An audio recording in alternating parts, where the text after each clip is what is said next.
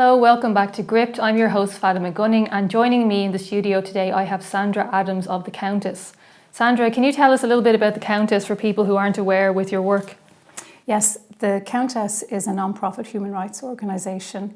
We're a company limited by guarantee, and we are a group of volunteers who are trying to draw attention to the unintended negative consequences of a piece of legislation called the Gender Recognition Act. It was passed in 2015, and this piece of legislation has profound impacts on the rights of women, children, safeguarding, and on society in general. So we're a single issue organisation.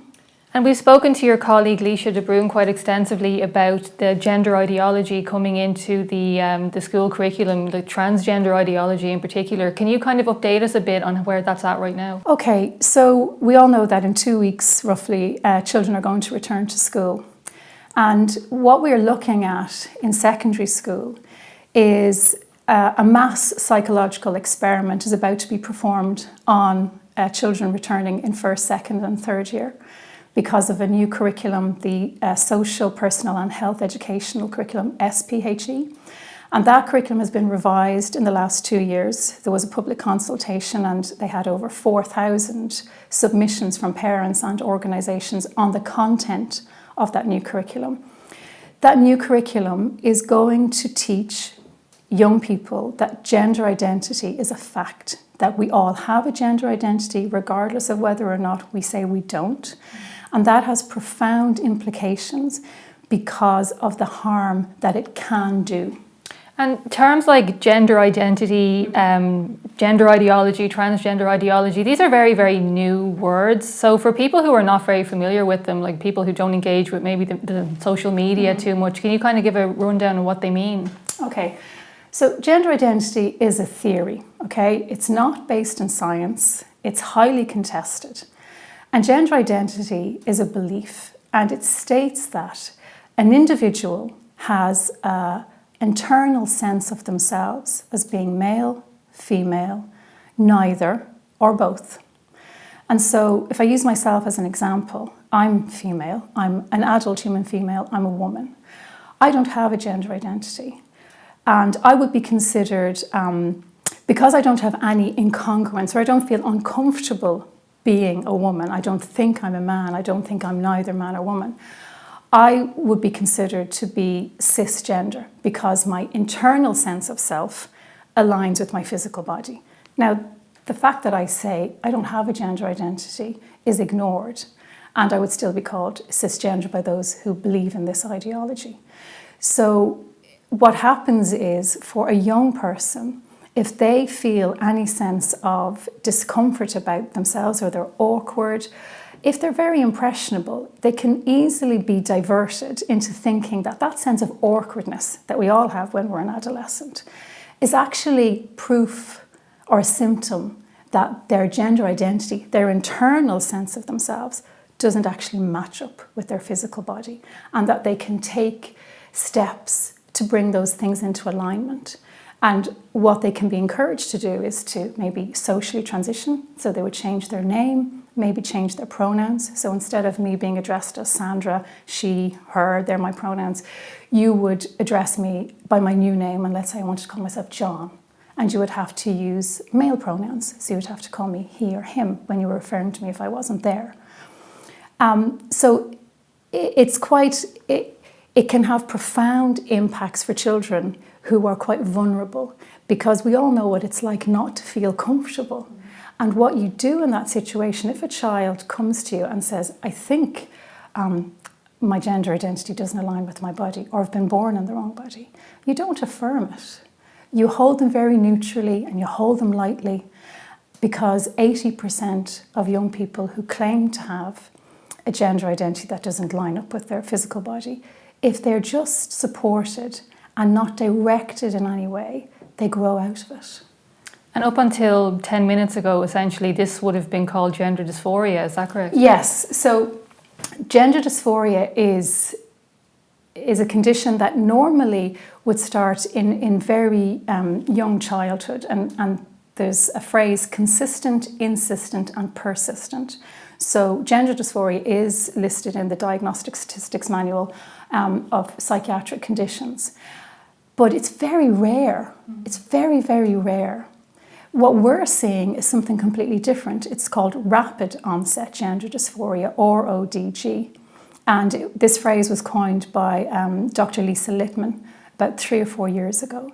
And what she saw was that there was this explosion of adolescents claiming, believing that they had been born in the wrong body. So young women who were now identifying as boys and boys identifying as girls.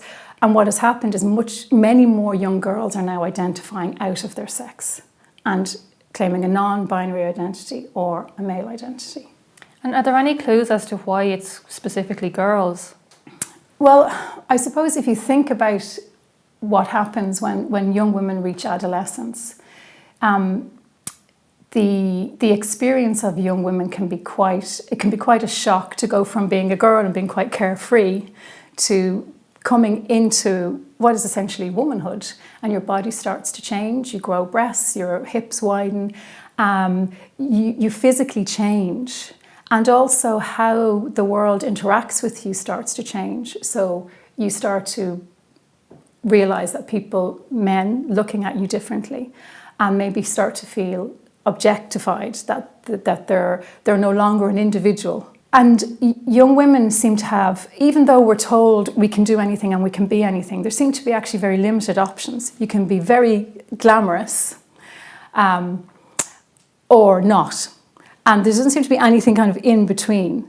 And so if you're just presented with these choices, what if you're just a very sporty girl who isn't really into, fashion and makeup?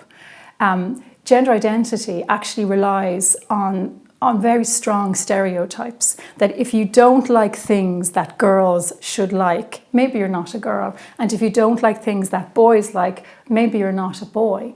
And that's very difficult if, let's say, you are an effeminate boy who's gay, okay? Because essentially you're being told, well, maybe you're not a boy at all. You might be same-sex attracted, but maybe you're actually not a boy. You're actually a girl. So you're not gay, you're just a girl in a boy's body. Exactly. Okay. Exactly. Yeah.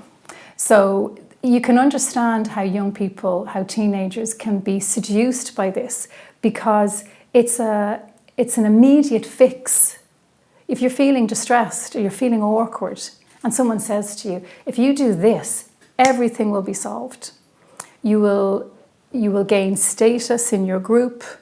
You will be celebrated as, brave.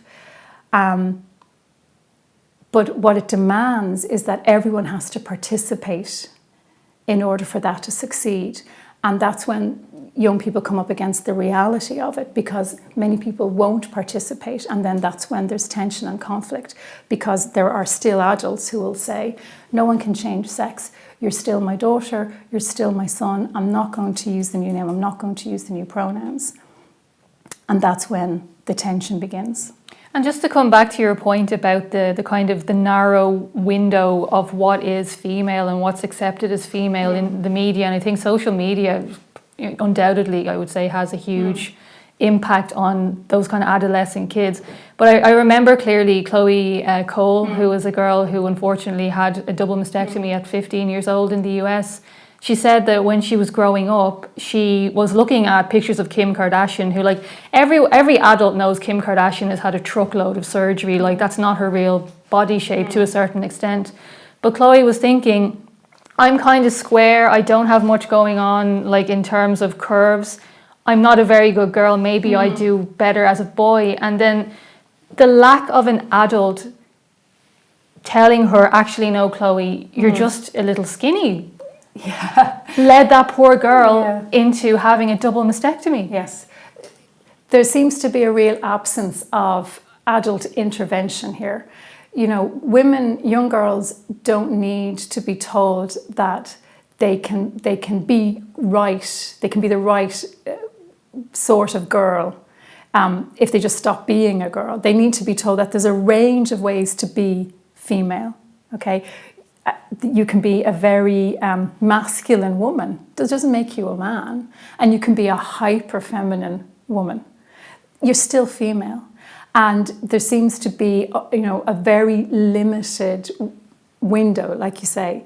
There's only certain ways to be female, and that is very, very difficult for young girls, because if you don't see role models, and if women of all types aren't celebrated, then it's not surprising that they're going to think they're not the right sort of woman, that they don't reach the mark, and then gender identity can kind of hijack that and push them into thinking, well, actually, maybe I'd be more successful boy than I am a successful girl. And you were saying, just off camera when we were having a chat, you were saying that in this curriculum, the kind of the transgenderism is presented as, it's almost like it's being advertised where they don't discuss the possible negatives of what can happen. No. Can we talk about that a bit more? Yeah, sure. So gender identity is being presented in the SPHE curriculum as fact. So there was a 2-year consultation by the NCCA, that's the National Council for Curriculum Assessment, who will design and assess all curriculum. They asked for input on what should be in this new social, personal and health curriculum. And when they produced the draft curriculum, it stated in Learning Outcome 1.4 that gender identity is a core part of what it means to be human. It also stated that sex was on a spectrum. It referred to people as being cisgendered. So what I spoke about earlier about if your internal sense of self aligns with your physical body, that makes you a cis woman or a cis man. And they also spoke about non-binary. Now, when that draft curriculum was published, there was a lot of pushback from parents. Before it was published, over 4,000 parents and organisations contributed to the public consultation on the curriculum. That's unprecedented. I don't think the NCCA has ever had that level of engagement. And what's really disappointing is that that level of engagement was framed very negatively by the NCCA. They described the input as petition-style communications, which begs the question, is there ever any way to legitimately express your dissatisfaction with public policy without it being framed as some type of orchestrated attempt to undermine progress? Right, and the government also used the same line, I believe, in regards to the submission on the hate speech Exactly. bill. It's like, no, it's not individuals being uncomfortable, it's just some kind of like some guys in a basement somewhere. Exactly, that there's... it's not legitimate. It's not legitimate.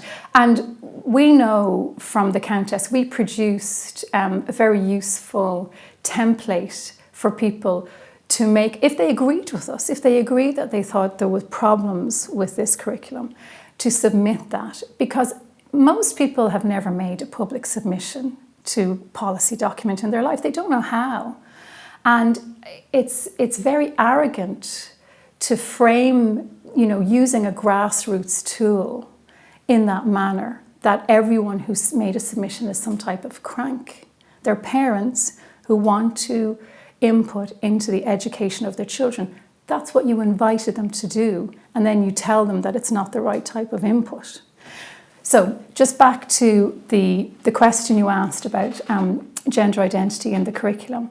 So the NCCA did modify the final curriculum, and it no longer says that gender identity is a core part of what it means to be human, and they've removed sex on a spectrum. Unfortunately, some of the publishers who have produced SPHE textbooks didn't get the memo, because they are still stating these things in the textbooks. Folens, EDCO and Educate.ie have all produced new textbooks to support the delivery of the Junior Cycle SPHE. And when we should point out, this is just Junior Cycle, okay? It hasn't, the Senior Cycle SPHE is being reviewed at the moment. So the books that are being used are using some of the most ideologically driven graphics, the genderbread person, the sexuality wheel, still referring to cisgender and non-binary, even though those words have been removed from the glossary in the final curriculum draft. So it's very worrying that the publishers don't seem to be in alignment with what is actually in the curriculum. Now, I think the NCCA have allowed that to happen, whether deliberately or not. Once they allow gender identity to go into the curriculum as an element of what makes up a human being, they basically then open the gate to allow the publisher to say what they like about gender identity. Where does this gender ideology stuff actually come from? It's a very good question. It's quite complicated, I think. I think its roots are in queer theory. Queer theory is a very niche, or at least it was a very niche branch of I suppose, the humanities, of the social sciences. And essentially queer theory demands that we break down all boundaries, that there should be no categorizations, because in queer theory, any attempt to place limits around things is oppressive. And you could say, well, you know, there's merit in always challenging and asking why certain things are the way they are, okay, and engaging your kind of critical mind. But there are boundaries around certain things for very good reason. There's age boundaries, there's, until very recently, boundaries around sex. And when you break those boundaries, chaos ensues. So queer theory has really informed what is happening in the SPHE curriculum, and it will inform what's going to happen in the senior cycle curriculum. We can see it happening. So queer theory essentially is the idea that all boundaries are oppressive and need to be broken. And when you break them, you break everything. And if I can kind of move back to the framing of this issue with particular focus on the media, parents who are concerned about certain books being aimed at like young teens and preteens, they seem to be consistently labelled as far right or homophobic. Can you what do you say to that? Is this a partisan issue? Is it something everybody should be concerned about? I think everyone should be concerned about it. I think when you call everybody far right, you run the risk of not being able to identify who is truly extreme. And if you don't allow people to speak, you don't allow people to think. And it's when we speak, we think, we hear ourselves, and that's when we might change our mind or modify our view, or come to the realization that, yeah, actually, I think I'm on pretty solid ground here. Parents who are advocating for their children are not extremists. There seems to be a concerted effort to sideline parents, as if parents are this nuisance who are, you know, obstructing progress. A parent is the best advocate for their child. They're the strongest advocate for their child. Parents' rights are in education, definitely are very secure. We are considered the primary educators of our children. We have statutory rights. So parents need to step in to their authority and state very calmly, but very firmly, that they don't want their children taught things that they don't believe. That's not a crank. That's not someone who's extreme. It's someone who is expressing their and asking for vindication of their right as a parent. And how should they take those steps? Like, does it have to start with legal letters, or can it be something as simple as a group of parents just getting together and be like, look, we don't like this, and approaching the school principal? Yeah, I think there's a number of ways to address it. You know, probably questioning is actually the best way to get answers. So if you're concerned about a book that's being used to teach your child SPHE, you can simply ask the school, you know, on what basis was the book chosen? You can point out parts of the book that you have concerns about. So if it's the SPHE book that has the genderbread person in it, you can ask them, well, can you explain to me, what does this graphic mean? And you may find that the teacher actually doesn't know because they haven't actually investigated it. I think when you ask questions, like I said, you get people to think. And the genderbread person is the cartoon where there's a female brain and a male brain. Yes, yeah. Okay. So it's this. It looks very benign. I call it the despicable biscuit. The genderbread person is like the genderbread man, and it has a brain that kind of goes in a wash of colour from pink to blue, and it has where the genitalia should be the symbols for the medical symbols for male, female, and then another symbol that has both. That could be interpreted as non-binary identity, trans identity, but it's giving the impression that there's more than two sets of genitals. Again, you can be both. Yeah. That you can be both. It never names body parts. It never mentions male or female. So it de-sexes the human body, and it can hijack a child's understanding of their anatomy. I think it's also very strange the internal incoherence of teaching this in a school where you might be teaching biology. Imagine if you're the SPHE teacher and you're teaching gender identity in one class and then you're going in to teach biology in the next lesson to the same students. You've just told them in this lesson that, sex is essentially a decision. You can choose your sex. And then over here in biology, you're teaching them about human reproduction and that there are only two sexes. How does human reproduction work within gender identity? So how are teachers, I feel quite sorry for teachers, how are they meant to manage that incoherence? If you're teaching physics, there are principles that apply, gravity is one of them. How do you teach that gravity is real, but sex isn't? So it really presents teachers, I think, with significant issues, but teachers don't seem to be receiving any guidance from their unions. They don't seem to be confident enough to actually, again, just say, I have concerns about this. How does this impact children's welfare? And how does it impact our capacity to teach and be taken seriously? Because teenagers aren't fools. They can tell when somebody's peddling nonsense. I think it really undermines the authority of a teacher and the authority of the teaching profession when they're being asked to tell blatant untruths, unscientific, highly contested, and they have to go into the classroom and pass it off as the truth.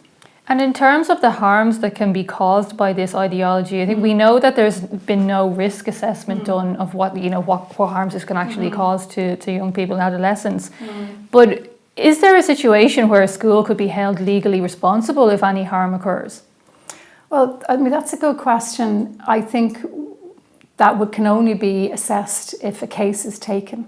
But let's say, for example, a school introduces mixed-sex toilets. Now, that is a policy within the Department of Education. All new build secondary schools basically have one architectural plan, and you can modify it a little bit. But within the plan, the image that is shown for the toilet blocks are mixed sex. Now, we've had extensive engagement with the Department of Education trying to get some definitive answer on this. Are schools required to do it, or do they have any option? And, it's very difficult to get a straight answer from the department. But I know anecdotally, and I know personally, that a school can introduce mixed-sex toilets. When you say to them, I want to see the risk assessment and I want to see the impact assessment, you will be told that has been conducted by the Department of Education. You need to go there to get that answer. We know the Department of Education hasn't produced an impact assessment or risk assessment on the use of mixed-sex toilets in secondary schools. It hasn't been done. All public bodies have a statutory duty to ensure that their policies ensure equality for all. And they are meant to assess risk and impact before they do anything. I guarantee you there is no risk assessment or impact assessment on the introduction of mixed-sex toilets into schools or gender ideology into schools. They just haven't done it. And on the point of parents having the right to simply take their kids out of the lessons, does that actually stop the gender ideology from reaching them? Surely if they're still mixing with their peers, it'll get to them anyway? Yeah, I mean, that's true. You're in a bind there, because if you remove your child, two things are happening. Like you say, the lesson is still being taught and everyone else is being exposed to it, but you've also marked your child as different. And the implication might be that your child or your family is transphobic or your family is bigoted. Bizarrely, that your family might be homophobic. If anything, I think people who are challenging gender ideology recognise it is inherently homophobic, because it can tell young people who might be gay that they're actually born in the wrong body. Yeah. That the effeminate gay boy should be a girl and the butch lesbian should be a boy. So gender ideology can still have an impact on children. You know, the genie is out of the bottle, and I'm not 100% sure how we are going to address that now. But I think if you are going to teach young people about gender identity in schools, then you've got to talk to them about desisting and detransitioning. That is mentioned nowhere in any of the resources, in the SPHE textbook, on the NCCA website. It's as if those people don't exist. And what does desisting mean? Okay, so if a young person has a non-binary or trans identity, they may change their name and they may change their pronouns. That's called social transition. And so there's no medical intervention, there's no medication taken, there's no surgery. So a young person can maybe occupy that identity for a year or 6 months or however long, and then come to the realization, actually, you know what, I'm not the opposite sex, I'm a boy or I'm a girl, and maybe I was coming to terms with my nascent homosexuality, or I was just feeling awkward in my growing body. However, they come to the conclusion that they don't have a non-binary or trans identity, they desist. Okay, so they go back to their birth name, they go back to their sex pronouns. Detransition is really serious, because someone who medically transitions may have taken puberty blockers, which has profound implications for their health. They may have gone on cross-sex hormones, which also has profound implications for their health. They may even have undergone surgery. So for a young woman, that would mean having a double mastectomy. For a man, it would mean having penis and testicles removed. So this is it's very, very serious. And some people who go through the transition process, the medication and surgery, realise that they've made a mistake, and that's detransitioning. And the young woman you spoke about, Chloe Cole, is a case in point. She thought she was a boy. Nobody sat her down and supported her to think it through properly. And she's made life-altering decisions. She's changed her body in a way that can't be unchanged. Now, if you were going to talk to young people about gender identity and say that it's real, you must tell them about desisting and detransitioning, because that is real. That is happening. And those young people their experience deserves to be honoured. It has to be recognised. And I wonder, because you see more and more detransitioners. Just off the top of my head, I can think of Michelle Zakinga in Canada. There's Richie Hearn in the UK. There's Chloe Cole we talked about. And there are more and more and more. So, and I also know that there's a bad law project that's been set up by a group of lawyers in the UK who are trying to just tackle this. Yeah. I should mention again that the kids who went through transition as young people, who some of them are now adults, some of them are still teenagers, they are suing the people who led them down that road of transition, the medics or whoever prescribed them the puberty blockers. Is this not a ticking time bomb? Absolutely. It's a medical scandal waiting in the wings.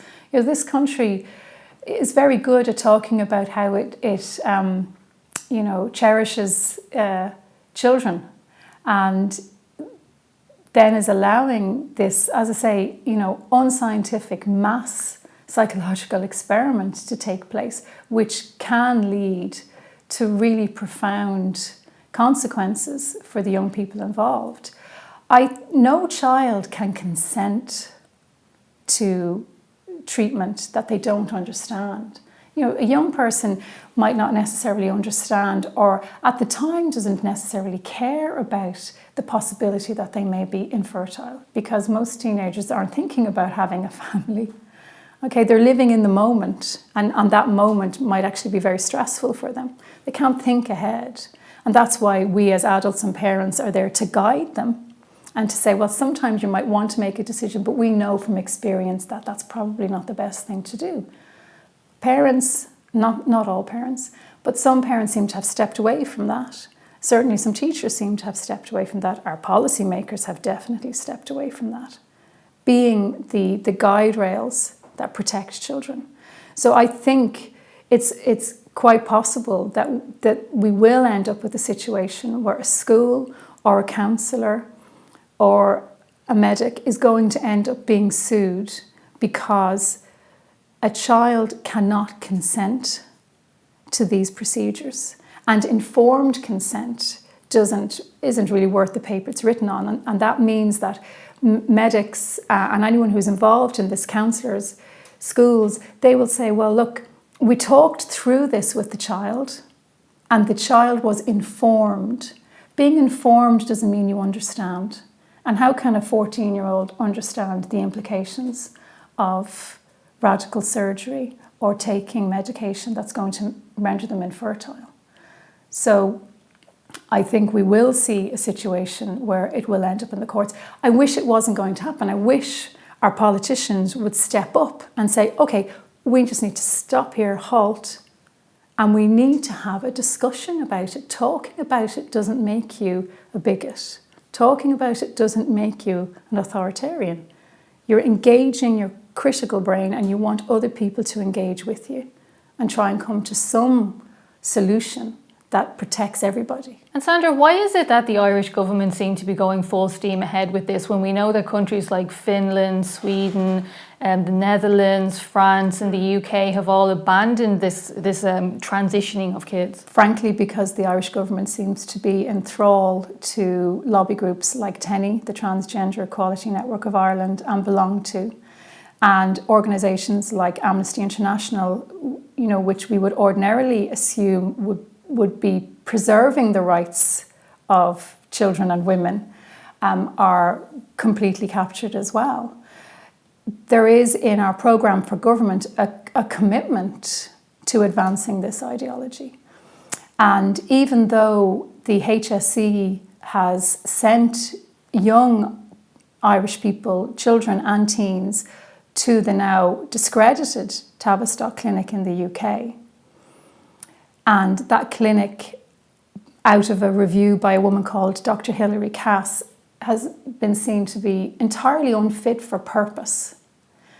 The HSE is still committed to transitioning children. It's happening because our government seems to be absolutely transfixed by the idea of being the best boy in the class. It's like the pendulum, we've had this overreach, we've swung too far from being, and we can argue whether or not we all agree with this, a very restrictive country and not very progressive. Right the way over, we've done 180 and we've gone too far. And I think the lure of being considered progressive and, dare I use the word woke, is so alluring to some politicians that they've completely disengaged with what it actually means to do these things. And that's very, very worrying. We know that nearly every politician in our parliament, in our Dáil, was sent a copy of Trans by Helen Joyce. I know I sent a copy to my local politician. My husband sent a copy to another local politician. We never got a response. And I think the majority of people who sent that book to their politician never got a response. So there's absolutely no way any politician in this country can say they do not know what is happening, that they don't know what the consequences of promoting gender ideology are, because we have told them over and over and over again. And we are presented as cranks, bigots, transphobic, homophobic, fascists, authoritarians, Nazis. We're individuals who have done the research, who've sat down and spent, in my case, 2.5 years pretty much reading nothing else, because I want to know and because I often doubt myself. And they're the people I think that are useful in a conversation, the people who don't always say, I'm absolutely right and there's no way I could be wrong. I'm constantly doubting, and that's why I'm constantly reading. That's what we do in the Countess. We research, we research, we research, and we don't make a statement until we know that we're on the money. And our politicians don't seem to have the same commitment to pursuing the facts.